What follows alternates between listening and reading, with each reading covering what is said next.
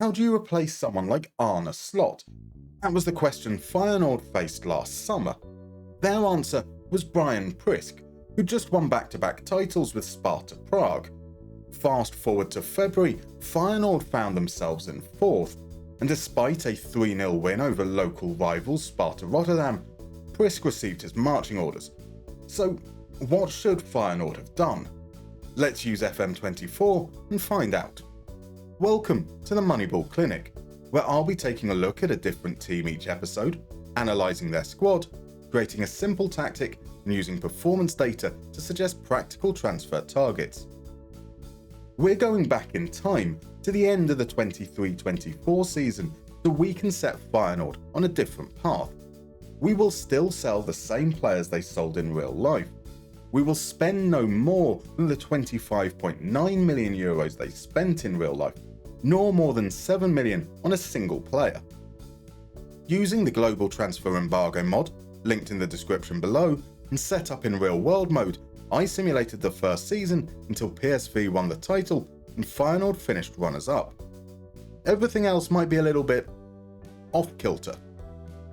So let's start by assessing the squad. Bijlau is the starting keeper. He concedes more than expected, but is an effective sweeper. He's fine, but would be a candidate to be replaced if we didn't have priorities elsewhere. Wellenreuther is the backup, a very similar profile, also underperformed XG prevented, albeit by a lower margin, against weaker opposition.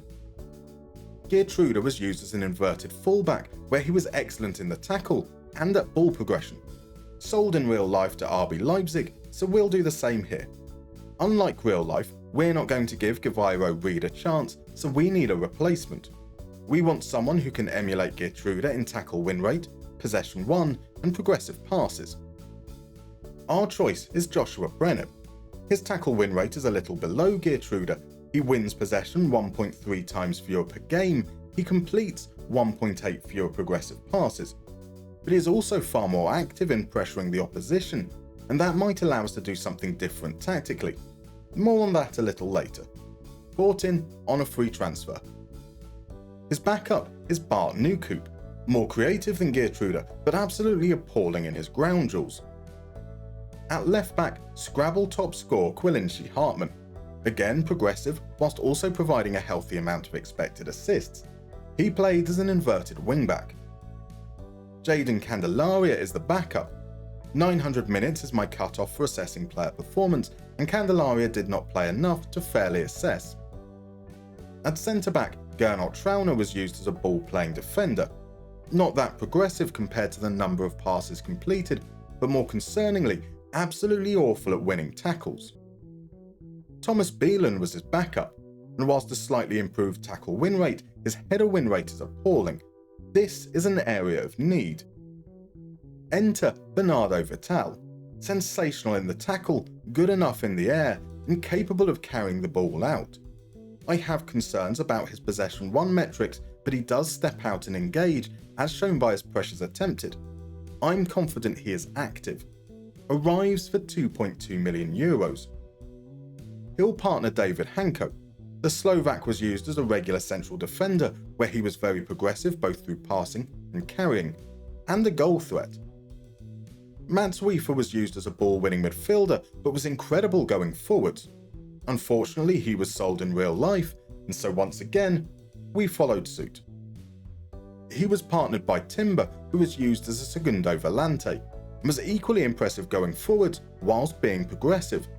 They didn't sell him, so we're going to keep him around. Ramez Zarouki was the rotation option. Yet again, good attacking output and is more than serviceable. Or would have been, had it not been for Saudi Arabia offering crazy money. We need options.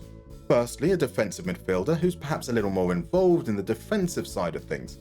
Tackle win rate and possession won is key here.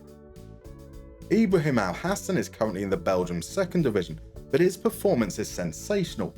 Great tackle win rate, active at pressuring and sweeping up loose balls. For 425k, it's a low-risk acquisition. For the second arrival, I want someone who sits somewhere between Timber and Zarouki in terms of progressive passes, expected assists, and goals.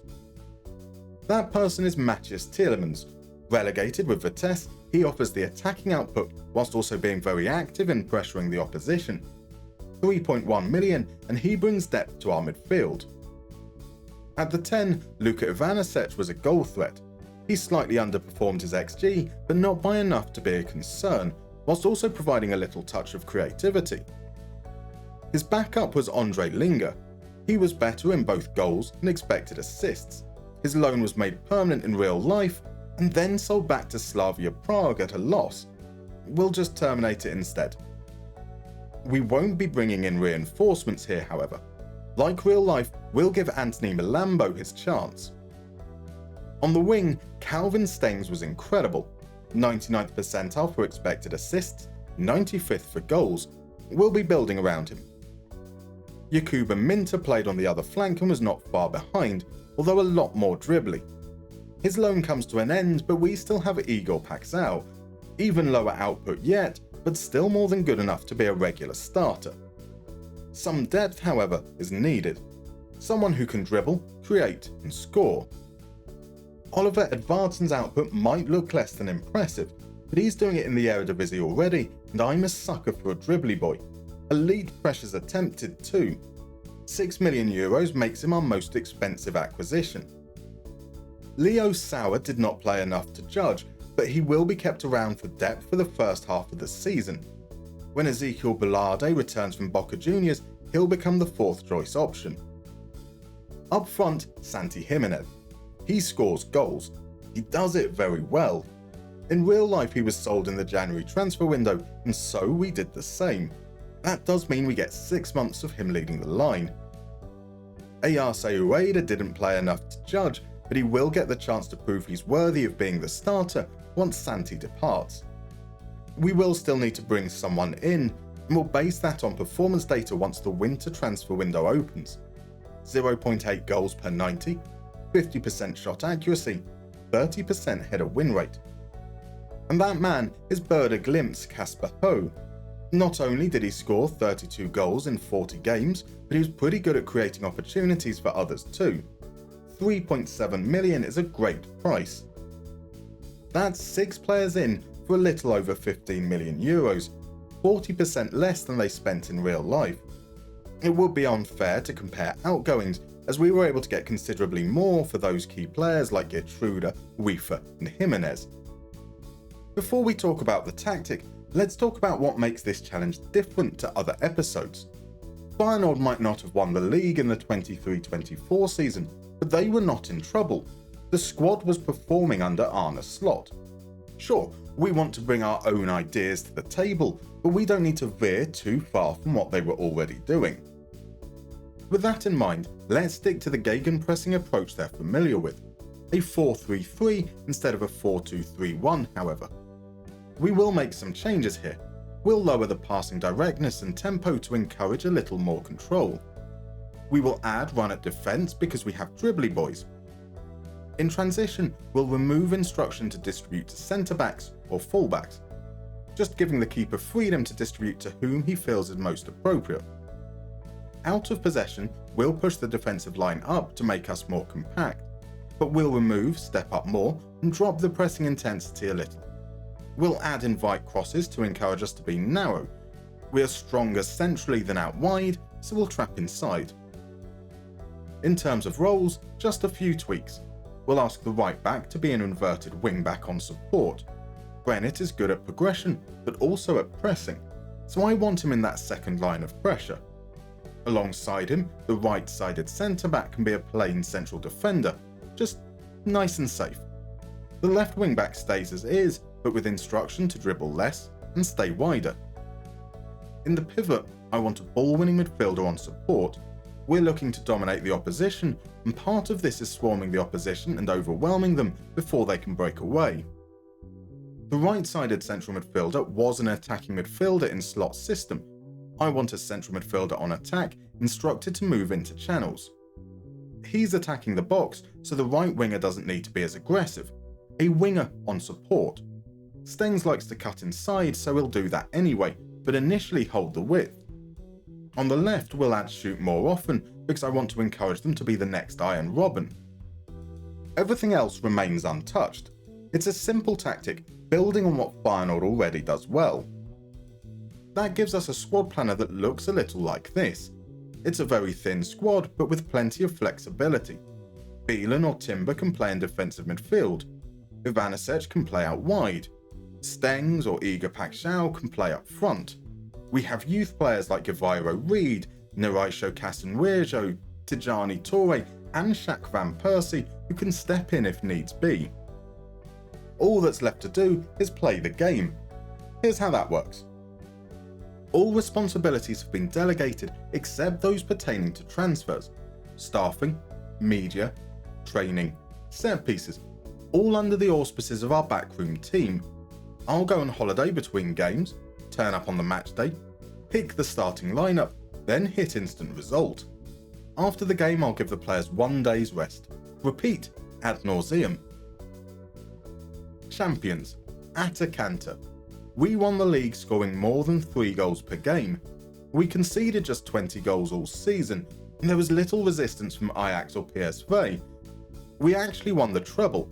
The Johan Cruyff Schal and the KMVB Becker both concluded with comfortable wins over PSV.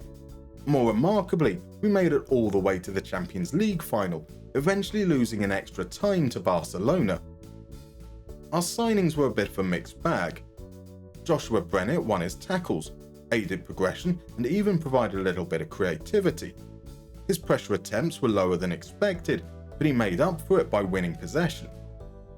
Bernardo Vital was an improvement on Trauner and tackle win rate. His header win rate was poor though, and this wasn't a case of missing attacking headers.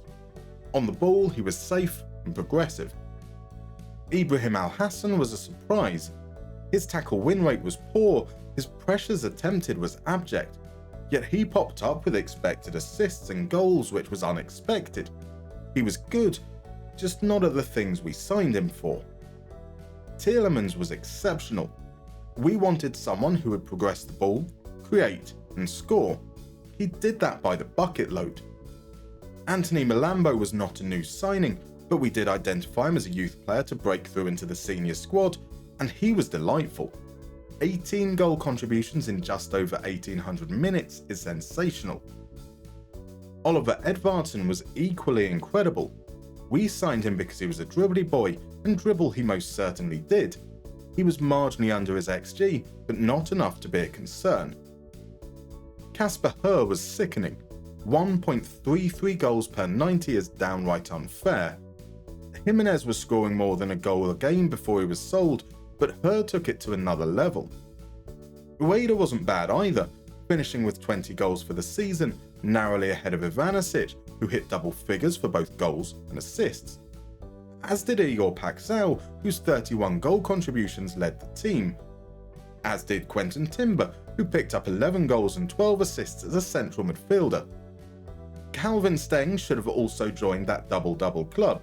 He massively underperformed his XG, but led the team in assists.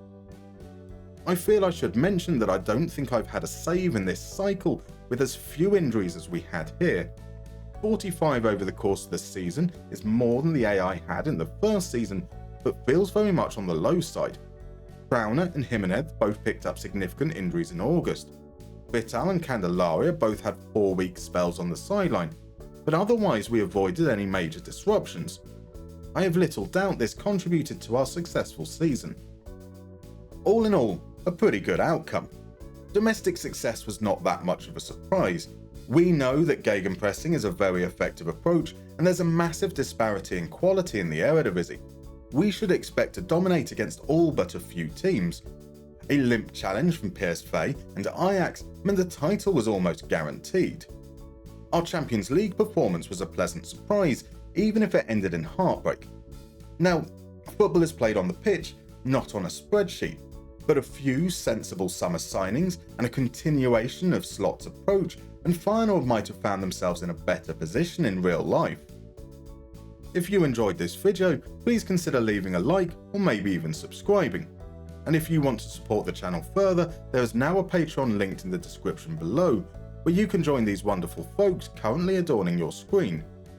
See you next time.